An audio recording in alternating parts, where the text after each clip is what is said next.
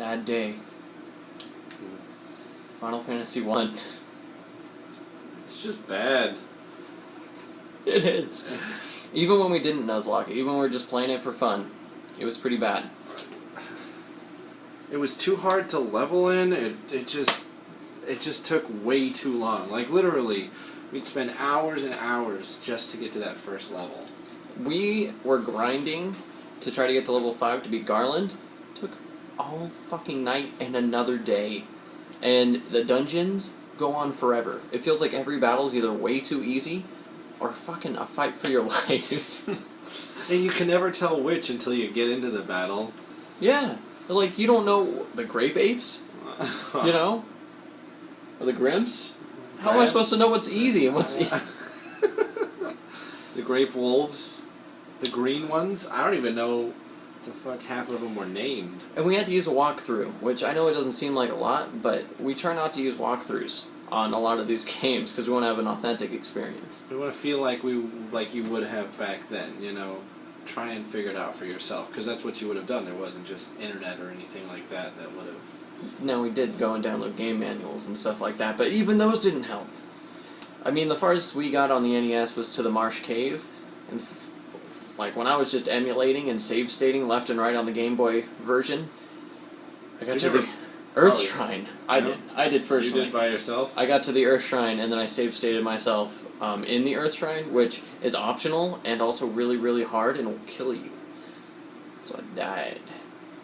But it was, I don't know, the Game Boy 1 is superior to the NES, but...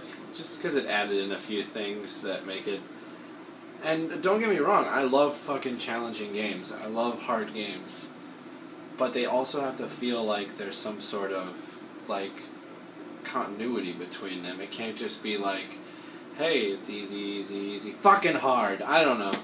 Yeah, it definitely is just not our forte. It's not a good game. I mean, Dane was saying earlier, like in the 1980s, he can understand because you don't got anything to frickin' do. You just spent like $200 on an NES, $80 on Final Fantasy. You know your parents are going to be buying you another cartridge until you beat it. Yeah, that's just how it happens. It's just a completion.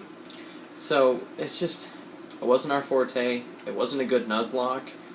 It was just really long and hard, and it was a godsend that save got deleted or erased or whatever the Ouya does. Because we would have continuously played that game and just not enjoyed it.